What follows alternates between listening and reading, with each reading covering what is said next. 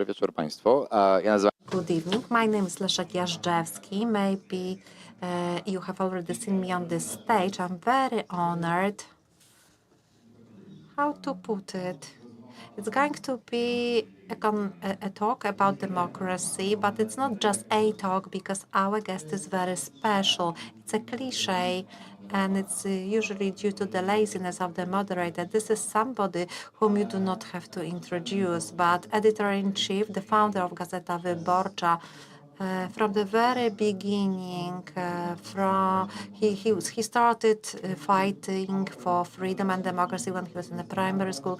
He's the author of the book Church, Left Wing and Dialogue. He received many awards, but I will tell you what is most important to me. He's my hero, the hero of the Polish freedom, Adam Michnik.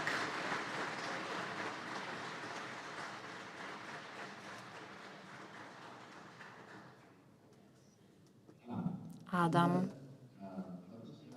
Theoretically, it was to be our own talk,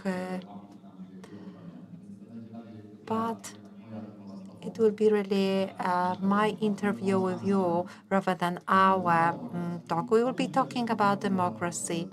When I reach to the history of honors, I know you are quite neutral to some events you were writing about, and probably many of these events should be updated. But I think that they should. And I was reading your essay when you were quoting Szczepański, talking about the moral choices about the uprising, and I had this feeling that I find it very personal, that this dilemma, from the time you were writing this book in prison in 1985, it seemed that there was no hope, and it's very up to date because all the time we are making moral choices. We are always asking ourselves about effectiveness of our actions. Very often you are asking about the strategies of actions that should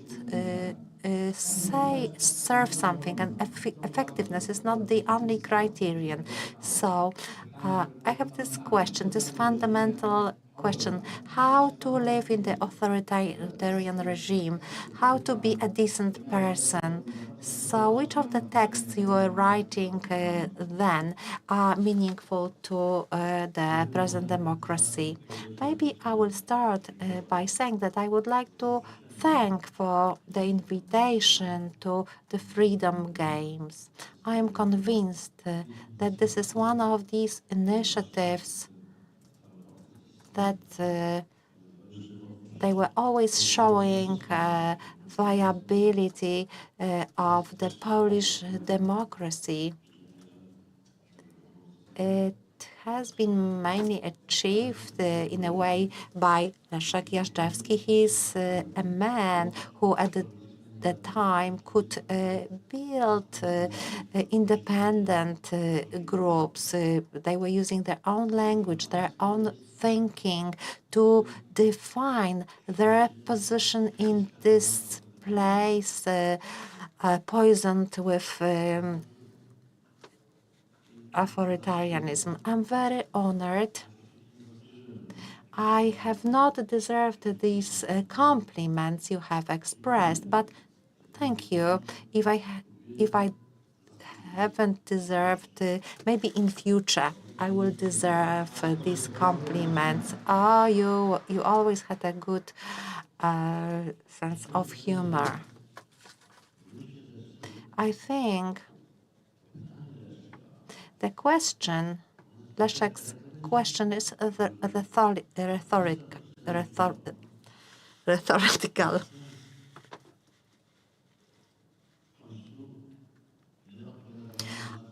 Ultimately, we are always responsible for our deeds. And the book Leszek has mentioned, The History of the Honor in Poland. I wrote this book when I was in prison in Mokotów. And it was a reaction to the book by Czesław Miłosz, The Imprisoned Mind. Czesław Miłosz used the examples of four writers: Jażdżewski, Polowski, Gałczyński and Putrament. So he was describing a situation where a man gives up his or her own judgment and depends on the logic of history, but in fact becomes dependent on the totalitarian authority. So I wanted to respond to this. That is why I described 4 people of 4 writers. Jan Józef Szczepański, Anna Malewska, Henryk Eisenberg, and Zbigniew Herbert. They were the writers who didn't get tempted to surrender to totalitarian logics. They lived in Poland under the dictatorship, so by their own words, they were very efficient to build this way of thinking that allows to maintain sovereign mind. That was the time when there was no space for any opposition-based movement. So the only thing you could do, you could describe your experience, your fights, your ways to resolve these moral dilemmas. So the moral dilemmas will always be present. We've always had them. Now we are discussing about the judges and these neo-judges. These people had their moral dilemma.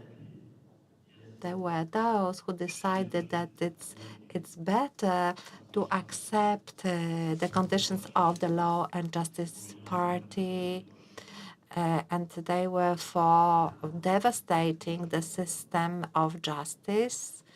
They surrendered to Zbigniew Ziobro. But on the other hand, there were judges who said, no, if I want to continue to be a dignified lawyer, if I want to maintain the right to use the title of the judge who gives verdicts, then I cannot accept these attitudes.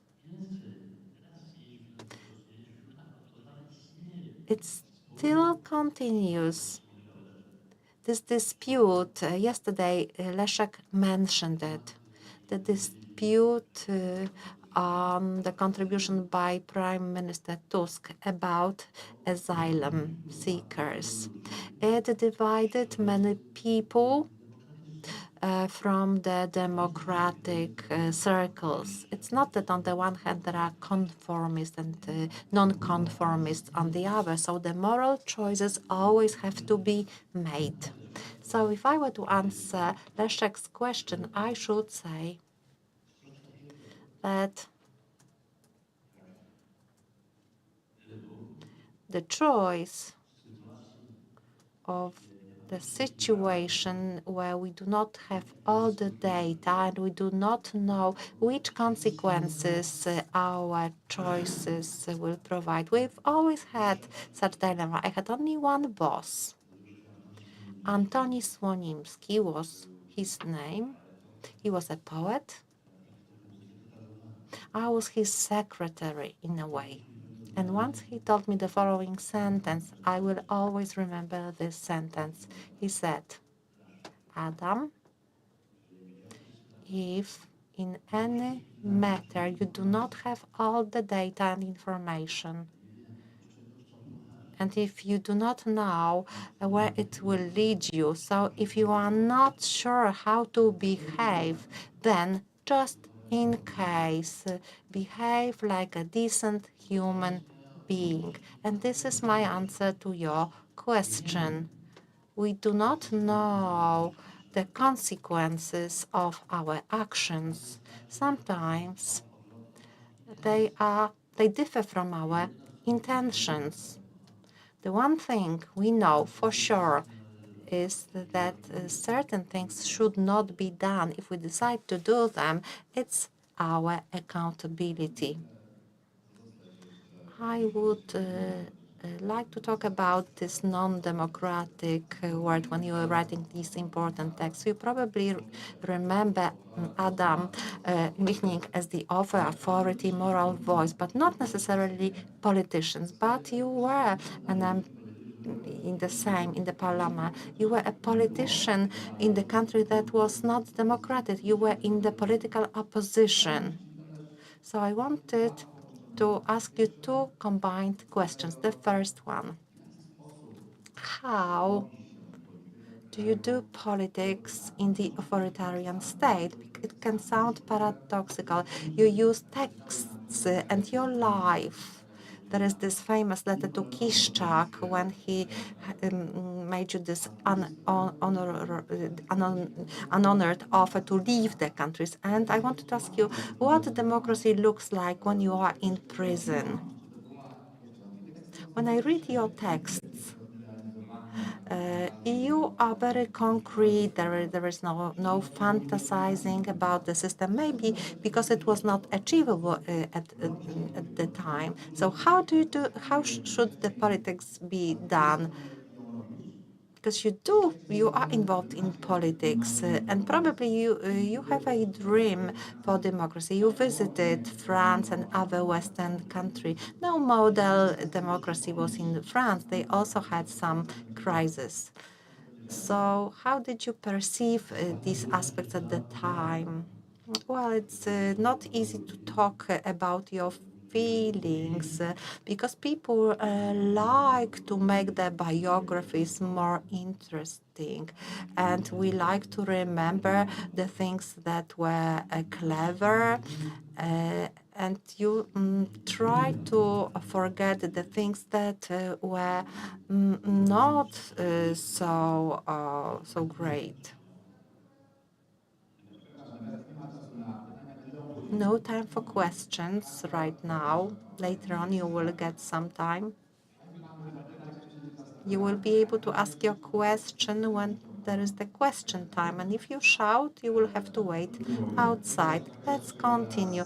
This is not our first adventure with people who shout. Well, I've seen people who shout. It's not a new experience to me. I think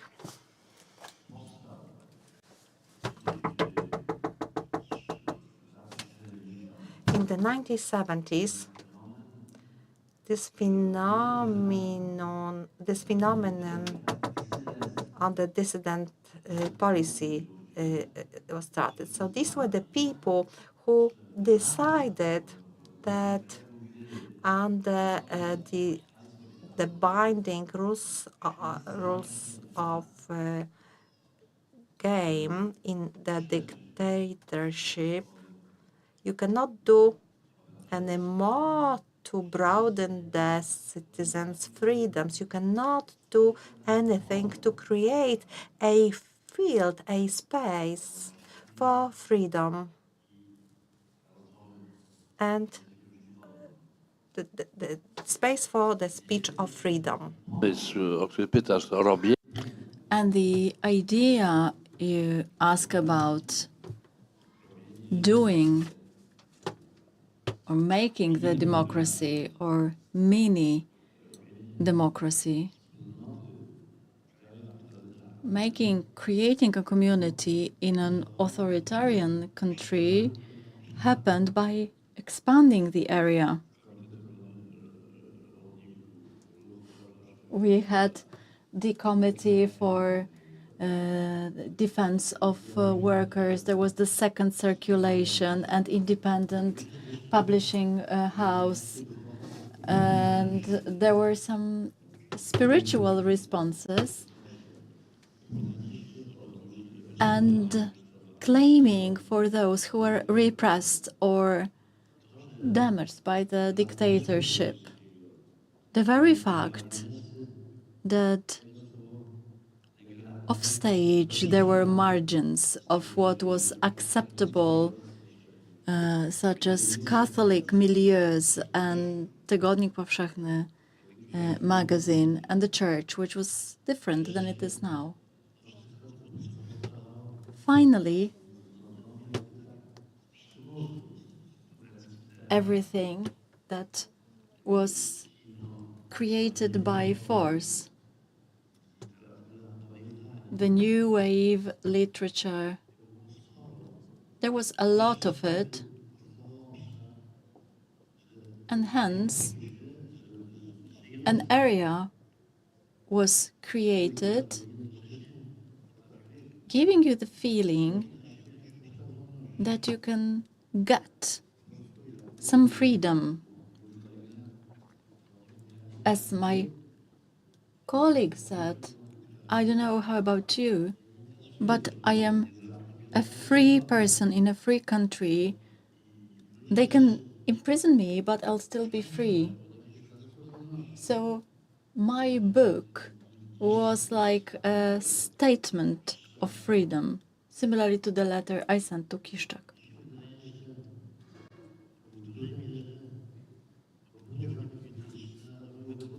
In my opinion, it was like a moral choice. I never had a temperament of a politician.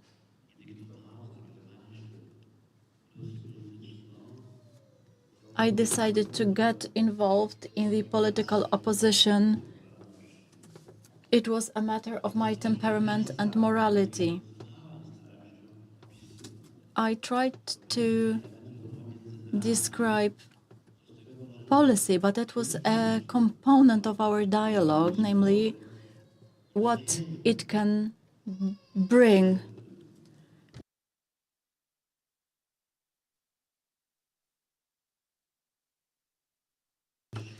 In the 1990s, we had like a movement for freedom in Poland, Hungary, and even Russia, but nothing was left behind. In 1968, was not annihilated. In Poland, it left some commandos. The same applied to Czechia. And it left Solzhenitsyn, Sakharov, Bukowski, and others. The book does not exist.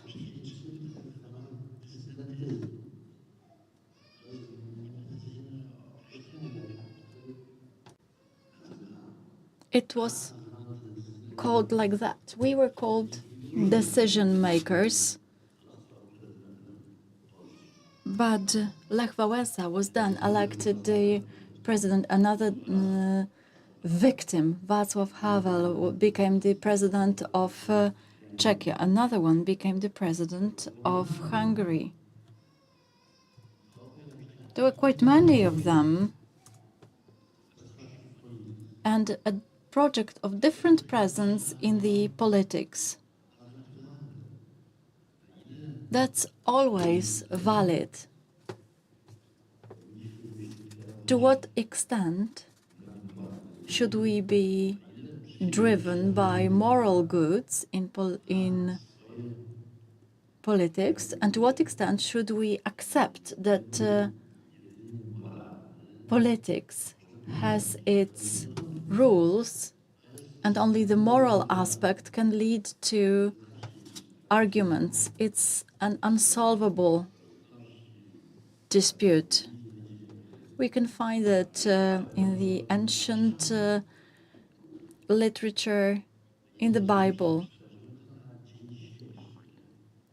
If we transfer it to today's reality, we need to be aware that if I were in one institution with priest Dzieja, Catholic priest, for him and for me it was obvious that he is not in politics, though his behaviors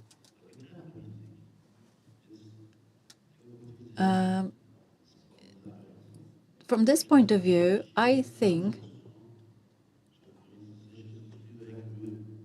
is that in politics you follow some political rules. But I am afraid of such a mindset that if you do not follow your moral rules, it's a dirty game. You wrote in shame and fury that many of your colleagues who behaved like that during the dictatorship did not find their place in the time which requires compromise. I wanted to ask you about this transition period.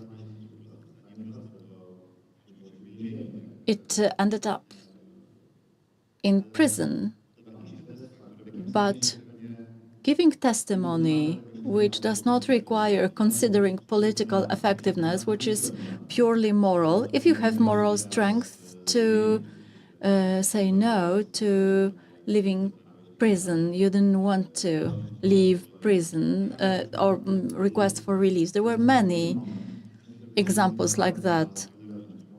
But there was a moment between the Committee for Workers' Defense and Solidarity. You had to start thinking politically.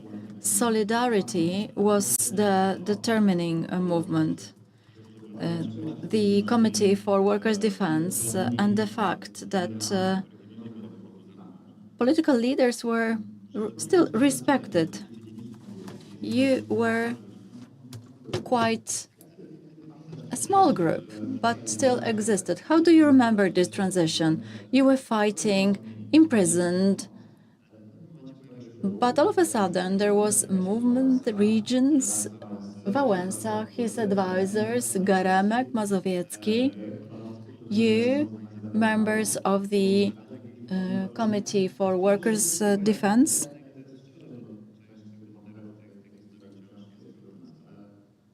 A part of the story is still with us. Can you tell us about the dilemmas of shifting from the resistance to negotiating some strange alliances and how it will impact the other side?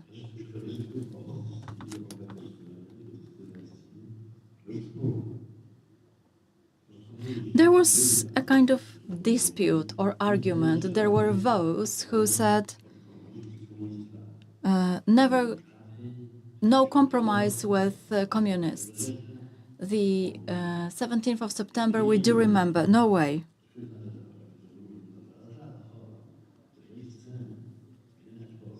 But someone said, if we want to change Poland, that we'll have to negotiate with communists, for instance.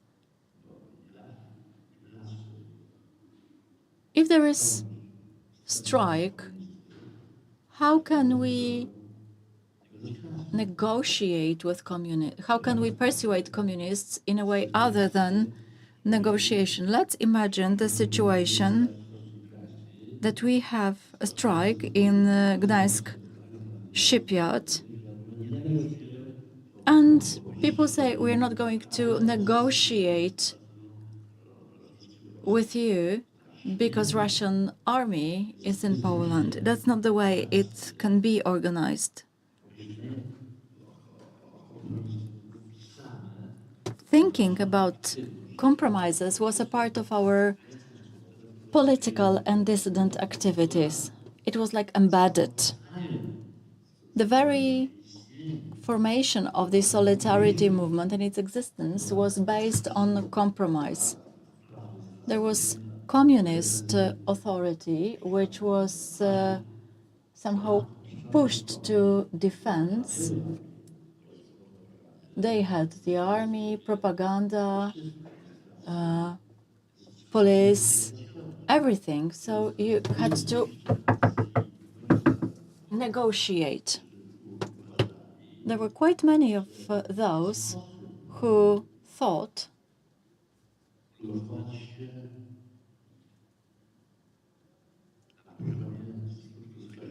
that it's not possible to be a part of the solidarity because they didn't announce any program from A to Z.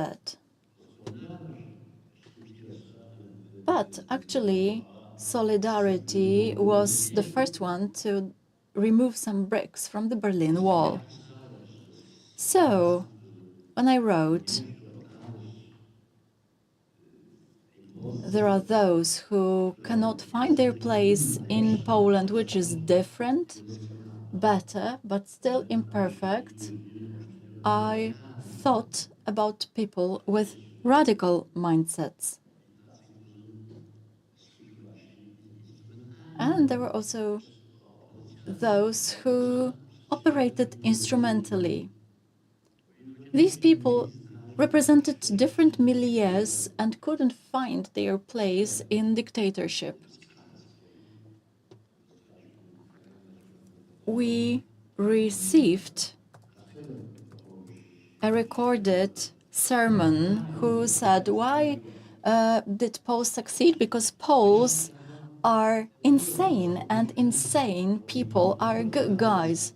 So what we were doing was a bit crazy, but also effective, successful, realistic. When you ask me during the Freedom Games how I evaluate the government, the current government, after a year, my assessment is as follows. It's better than I thought it would be, but worse than I would like it to be. But again, it's a compromise.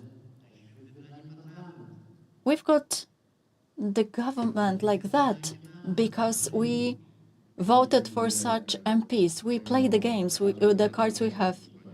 If someone offers you tea or coffee, you don't ask for cognac. There is also a quotation from Kuroń: we will not have a better government in democracy than the one we deserve. So why did we deserve the Law and Justice government? That's a cruel question. That's the question that Henryk Sienkiewicz's protagonist would say, add it up, spare the shame. We mentioned Polish voters who, in the first free election, appointed such candidates or voted for such candidates. No need to say that this sentence by Polish voters did not make me happy, but I did not expect it. Then I said a joke about a pregnant nun overrun at the zebra crossing as the prerequisite for Duda becoming our president. But unfortunately, the nun stepped onto the zebra crossing in a wrong moment, apparently. We grew out of the conviction, which is of Slavian origin, that there is no more important country than Poland. The trends which one in Poland covered the entire Central and Eastern Europe. It was followed by Brexit, by the rebellion in Catalonia, by the post-fascist Prime Minister of Italy, Austria, alternative for Germany. The trends are also manifested in France and the battle between Le Pen and Mélenchon. So it's like between a plague and the cholera. And finally, Trump. Think twice. If Law and Justice wins in Poland, that's unhappiness for Poland. But if Trump wins, that's the disaster for the whole world. His victory can have the same results as Hitler's victory in 1939 in Germany. I think in this context about Poland, I have always named Law and Justice Party regime that this is the Polish Putinism. I could even use a stronger language, that it's fascism, not Nazism, not the National Socialism, Hitlerism. It's like Mussolini's style, who was favored by young intellects before the war. A little bit of Salazar. It's a fascism with the human face of Andrzej Duda. So you've got your quotes. Quotes are done. You've got your headlines. I do not want to argue with you, but there is a key difference between the past and present.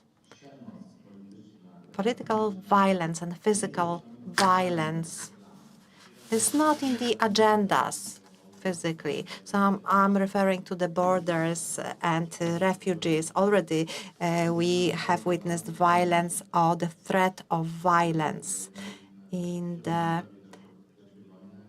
when we had the fresh history of World War II, and there was this threat of getting power by force. It wasn't quite abstract. And secondly, after the year 1945, these ideologies of authoritarian government regimes, we thought that they were not favored, that they wouldn't provide competition to democracy. It's not that populists proposed a different system. The forms they are proposing are different from the liberal democracies. Before we give the floor to our audience, and please get ready with your questions, audience. So I'd like to ask you, how do you think? Maybe you are right. You're definitely right. We are not an exception. We are not a messiah who has invented a completely new form in Poland that has not been developed in any other countries. I mean this national populism. Do you think that something has happened to democracy and the role of political elites and intellectual elites, journalist elites, social structure, our communication?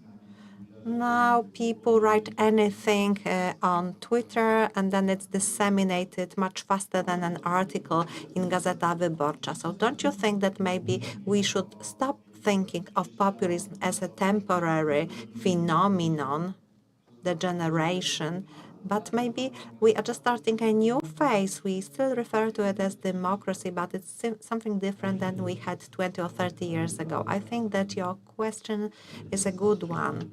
It's too early, however, to answer it. We still do not have this knowledge. We are in this interim phase. You are talking about violence.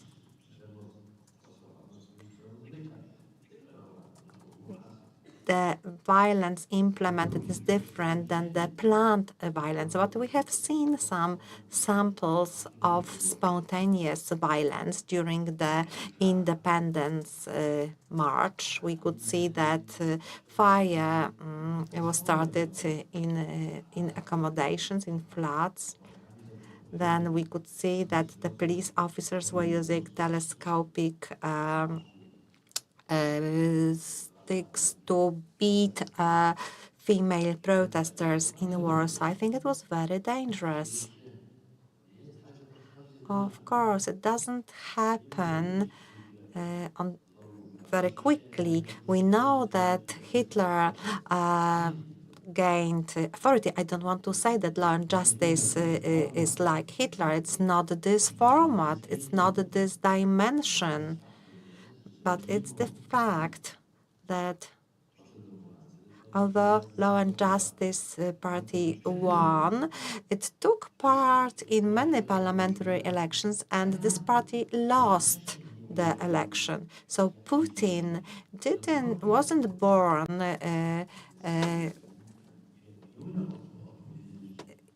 he was not the same Putin when he was born.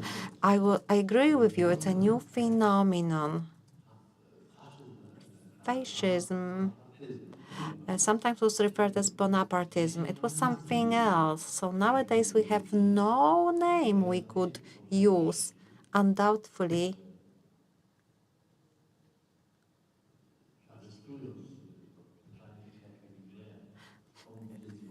to whom the bell tolls is the Hemingway's questions. The bell is for us. So if we cannot get together to stop the fascist march of the Law and Justice Party and Confederation, if we cannot stop them to gain power, then we can wake up as the country that has lost.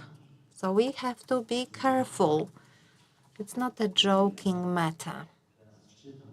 Now, when I'm reading the text that Tusk is Kaczynski, who is wearing different clothes, and it is in a well-known weekly. It's a dangerous game. When I was a child, the box of matches had this statement, children plus matches mean fire. I am afraid that there are people who are unaware of these things. It is really dangerous. It can take us to a very dangerous point. Today, I heard I was listening to a debate during the Freedom Games. A moderator reminded the year 1939. So she compared Poland to the House of Cards. In my opinion, we have to be aware that this situation is very dangerous. It really is dangerous. I am convinced that Putin and Trump, this bloody Trump, can be stopped. But it's up to us in Poland to stop Law and Justice Party. It's the dispute about Poland. What will it mean to be Polish? Is it going to be the Poland of Miłosz, Herbert, or Kaczyński and Suski? This is our choice. We are choosing. And let's hope that our choices will be good and that the church will understand how dangerous this game is.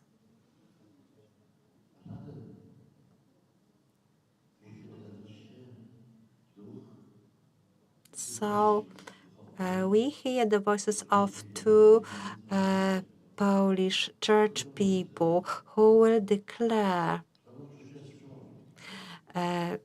that the church's investment is human being. So people must be supported, not the movements. I have a lot of questions, but I will keep them till the end of our debate. I am trying to see if there is anyone who would like to ask a question. So please pass the mic. Please raise your hand if you, or even please stand up. Please introduce yourself. Thank you very much, Dominika Kasprowicz from Kraków. I would like to ask Mr. Michnik about his answer concerning the reasons why the extreme right-wing populism is so popular. You were talking about tendencies. So when we hear the word tendency, we can think that it's about social attitudes. Please tell me whether in this group of tendencies, these movements are so popular. So can you see the role for the external factors, such as manipulation, influencing the public opinion through using disinformation techniques? It's it's not a secret that Dominica is working for the new committee verifying Russian influences. I think that you are right. Services, special services, Russian special services are specialized. It's not incidental that there is this dispute about historical narrative, but it's not the only cause. Somebody has already said during the games that the essence, well, it's not about being fond of Russia. What is important is that we shouldn't feed with the hatred towards Ukrainians and Russians. You are right, there are these outside influences, but they use these bypasses. This is not the only cause, and definitely this is not the main cause. I think that, as a matter of fact, in my book, writing about Sadura and Sierakowski, actually they provided very correct diagnosis. They were writing about cynical voters. So the voters who want to see what the winners will give them. So some people voted for social left, Democratic Left Alliance, and Law and Justice Party was a symbol of 500 plus bonus. There are also some voters who still believe that it was an attack, terrorist attack in Smolensk. Then there are also the voters. They are rather voting for confederation, so they are of the opinion that a great shift is needed. So it's like an experience. I can understand. This is experience of my generation. So after the year 1968, we decided as the generation that we need a major change in the field of art, journalism, films, theater. So we wanted to have this change. Young people need this major change. So as a result, they vote for the extreme right-wing parties. Actually, they are not right-wing parties. Like there was Gaullism in France, or Christian democracy in Italy or Germany. It's not the real right-wing. This is a populist formation, Putin and fascist formation that wants to turn everything upside down. Orban says non-liberal democracy. Democracy, it's a transitional period. It's the start of the path. This path leads to non-liberal dictatorship. There will be no democracy. So now we are ignoring this. We say that there is freedom of speech. We can vote for mayors, authorities of our cities, but it will come to the end. Everything will be over. Problem socjalny jest ważny, dlatego że It's a fact. And I have to tell you honestly that I supported Balcerowicz's project at the beginning of the transformation, and I do not regret it. Balcerowicz was right. But every right has its other side. And it was the sense of exclusion that a part of our society experience. And they voted against the beneficiaries. It's a major political problem.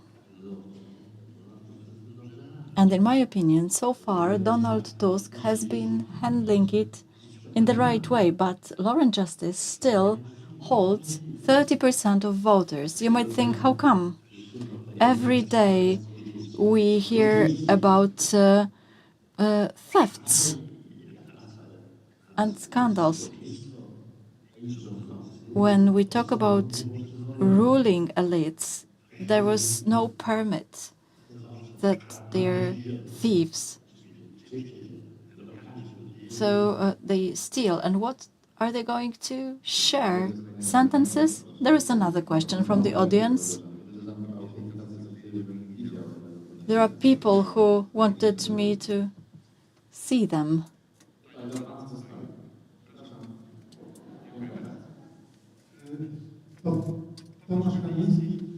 Tomasz Kamiński, I wanted to ask you about Russia. There is your interview with Alexei Navalny showing the face of Russian liberal. Navalny is no longer with us. Is there any hope for Russia after Navalny? Do you suppose his sacrifice will turn into something positive which can trigger a change in Russia? Or perhaps you can't see any optimism looking at Russia nowadays? Well, looking at Russia nowadays, it's hard to be optimistic. You are absolutely right. Navalny was an acquaintance of mine. I liked him a lot. He was a brave and talented person. He was not 100% liberal. I used to tell you, Alexei, I am an anti-Soviet Russophile. And he said, that's a good concept. But the truth is that Russian democratic opposition was composed of intelligentsia. As they say in Russia, they used to meet in the kitchen and they complained about the government, Bolshevism, communism, and so on and so forth. But they spoke the language of poetry, literature, Vysotsky, Okujawa, Gaich, and others. But Navalny was different. Navalny was among few people I met in Russia, and I met many of them, who had a political talent. I believe he was like Donald Tusk, a political talent combined with intuition and good language, communication skills. He was very popular. I remember walking with him through the streets of Moscow, and over again there were young people approaching, taking photos, and so on. What will come? There are no nations doomed to failure. The fact that they will be always condemned, that there will be sadism, sadists and thieves. The French were perceived like that some time ago. Nazi Germany was perceived like that, and there was Polish propaganda disseminating such a narrative. There were books about the Knights of the Cross, Munch, Kaszecki. It was all like winding the coil of hatred towards the German, and it was used by the Lauren Justice. Kaczynski claims that Donald Tusk is a German agent and other stupid things. There are no nations which are bad at their roots. I heard from my sister's husband, who was in the Kołem region. He was with the Ukrainian members of the Ukrainian army, UPA, and they were no worse than them. Nowadays, there is a terrible moment. The society is terrorized. People gross. And there is no enthusiastic support for Putin's war.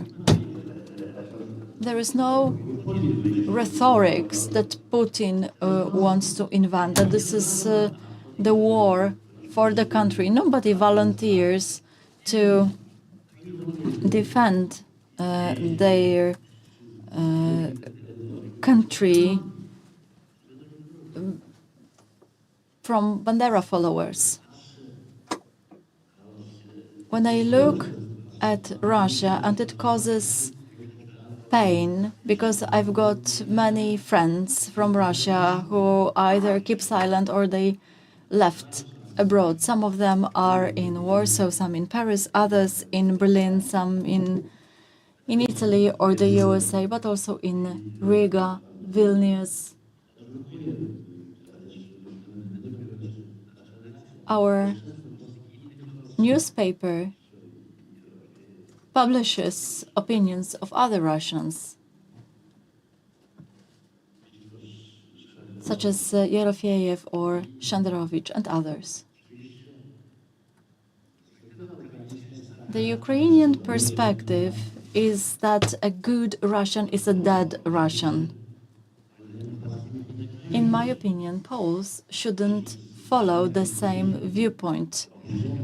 Although I criticize and am really shocked by Putin's war, we know that the war is bad and that Russia will be blamed for it.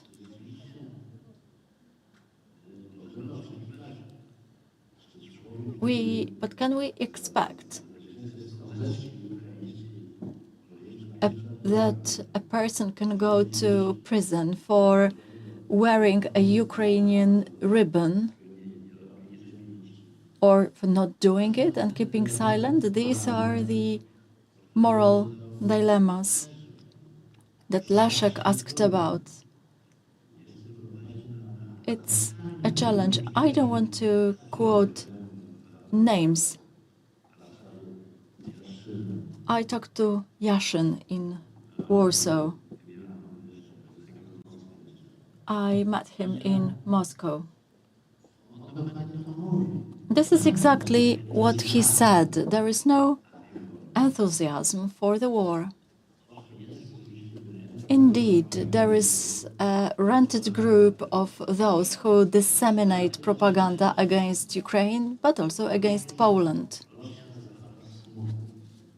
Russia is flooded by sadness, and we know it from the Russians.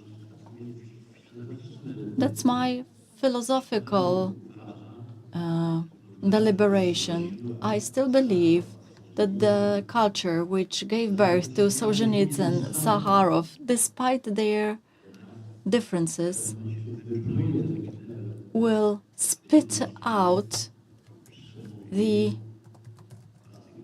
Putin's gag and will speak a different voice.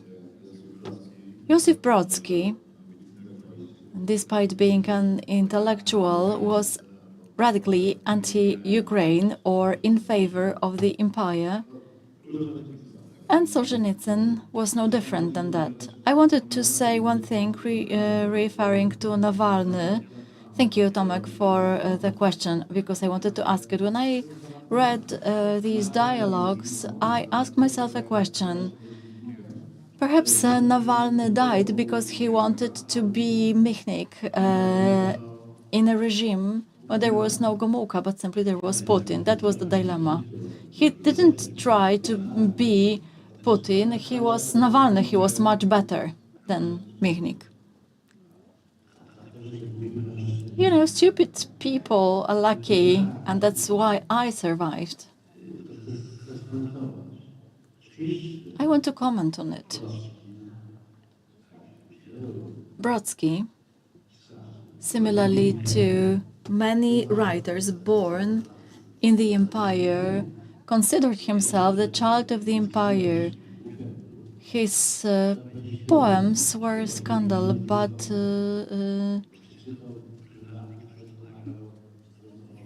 you know, now the propaganda uses it.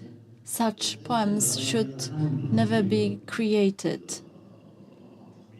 I knew Brodsky personally. He was a person who lived outside the rules. He used to think and write on his own expense. He would never support Putin's war. Solzhenitsyn, what would he do? I don't know. That's a complex issue.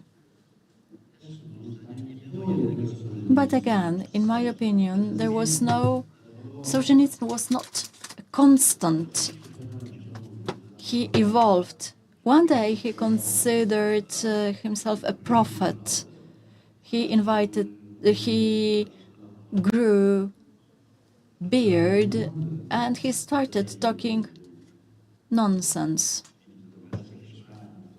That once democracy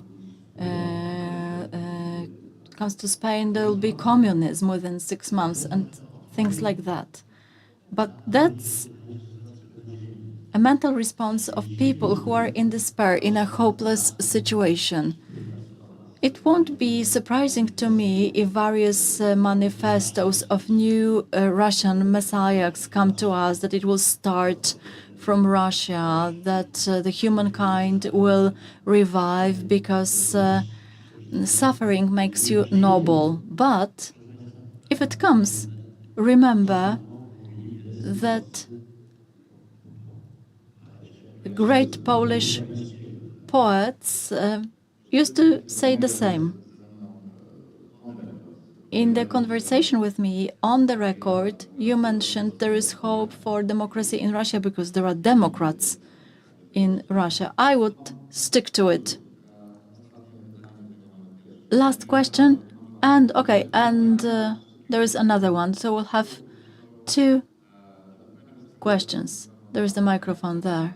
Adam will end by answering. Marek Migalski, I am worried by describing 8 years of Law and Justice rule that it was a regime and fascist.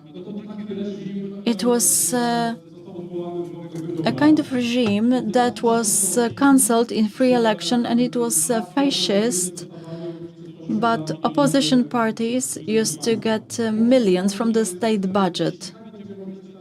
If we describe the reality like that, we'll never understand this phenomenon.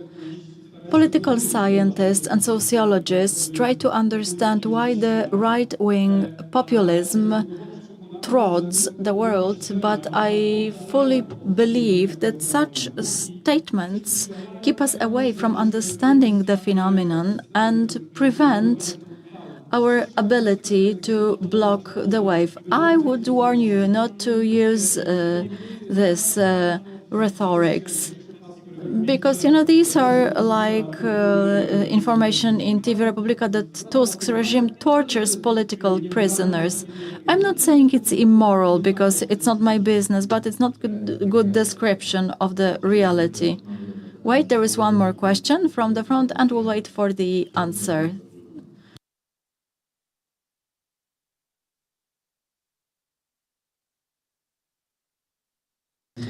Two questions, but I'll stick to one. Today, I heard a conversation in which a politician from the Prime Minister's circle said, yes, we are populists, and we have to be. The question is, can populism be a response to populism? Can we combat, can we fight with them using their weapon? The Austrian Volks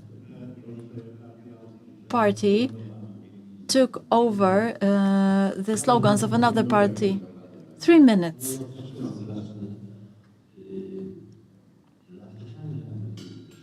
I gave you an example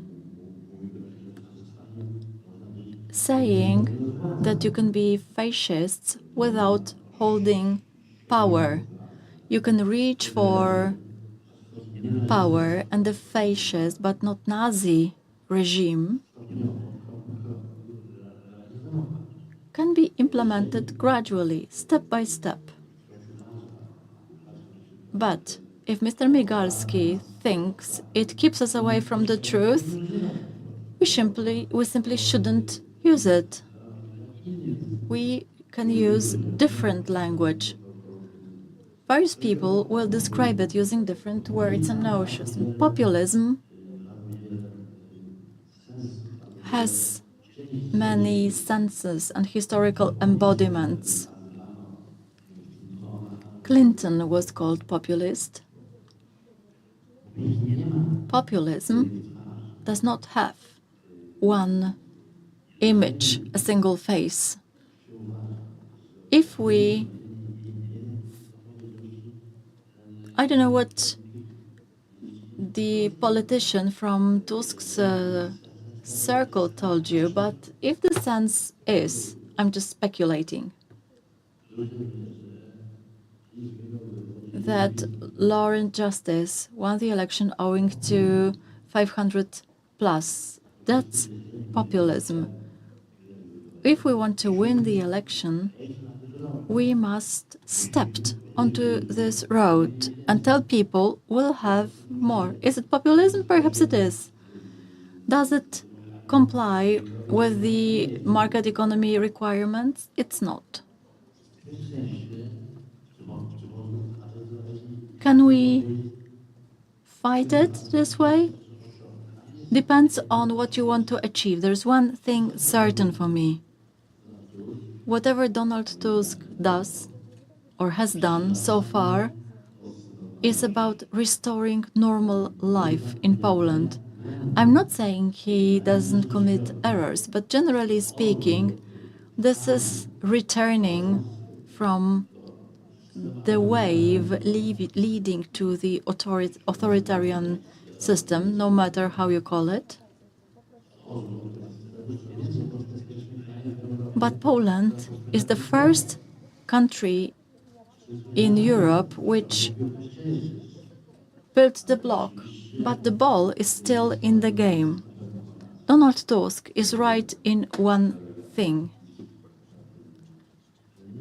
that there is nothing which is more important nowadays than block the way to return to power by the law and justice. When females were demonstrating, they used weapons.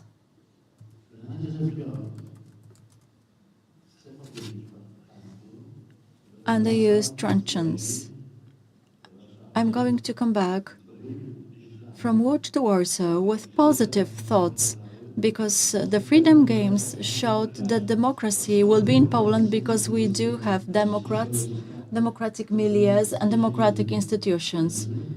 So simply we'll win, but it's up to us whether we want to win, whether we hold our hands and we block the way to continue rule of the thieves. Adam Michnik, thank you.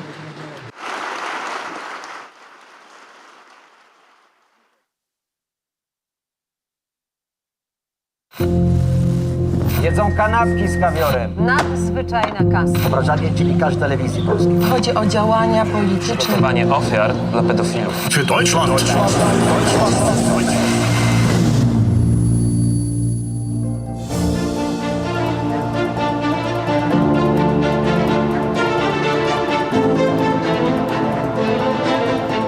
Tylko info. Włącz się na nowo. Radość, nadzieja, życie, wyzwanie, pasja, pamięć, zaufanie, pokój, jedność. Słowa tworzą świat. Polskie Radio. Źródło wiarygodnych informacji. Plany biznesowe powstają z marzeń. Dlatego nie ma dwóch takich samych firm. Jedni chcą działać na całym świecie. Innym cały świat mieści się w dłoni. Sukces biznesu to nie tylko jego wielkość, ale też szczęście, jakie przynosi ludziom. PKO Bank Polski. Uwielbiam szycie w sieci. Wczoraj podszyłem się pod wnuczka, wieczorem uszyłem intrygę na apce randkowej, a dziś planuję grubymi nićmi szyte oszustwo z promocją. Tak się szyje. Na oszustów są sposoby. Zapoznaj się z poradami ekspertów na niedajsiepodszyć.pl.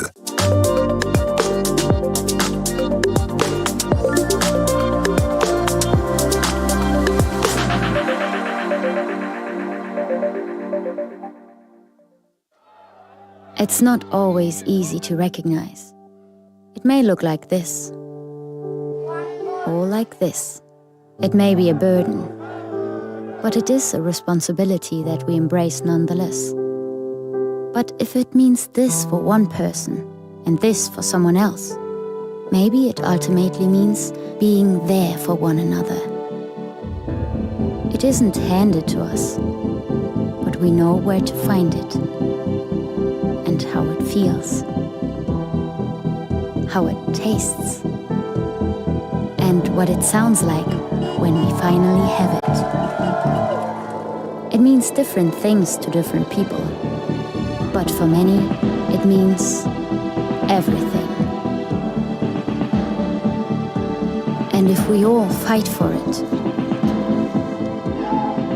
it will eventually bring us together.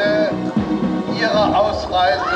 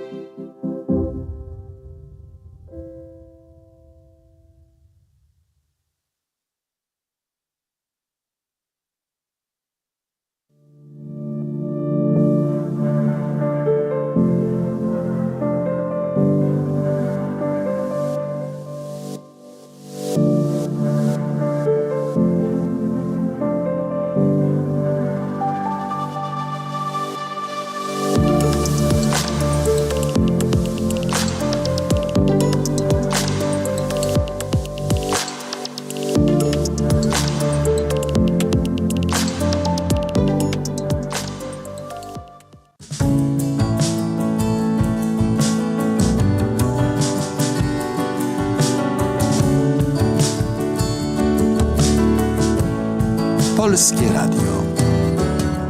Jedynka.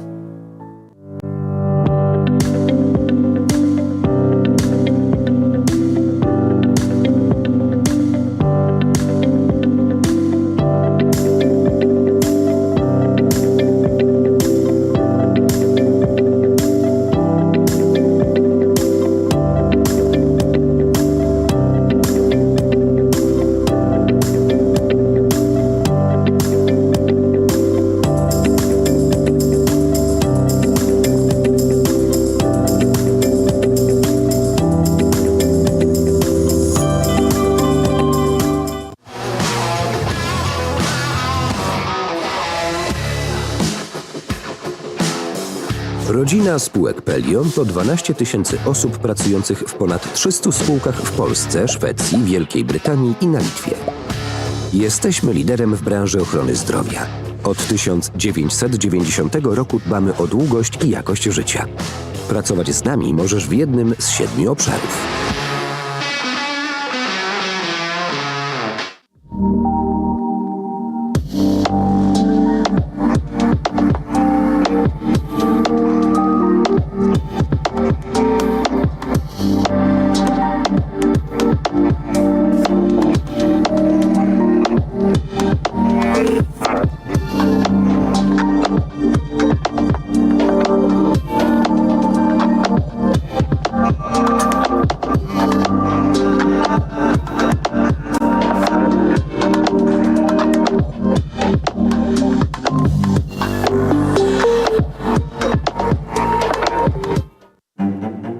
Dziś Nowy Jork, jutro Londyn. Za chwilę Paryż, Warszawa, Berlin. Na całym świecie kultura pulsuje rytmem. Wystarczy tylko włączyć dwójkę. Dwójka, Polskie Radio. Jesteś na miejscu.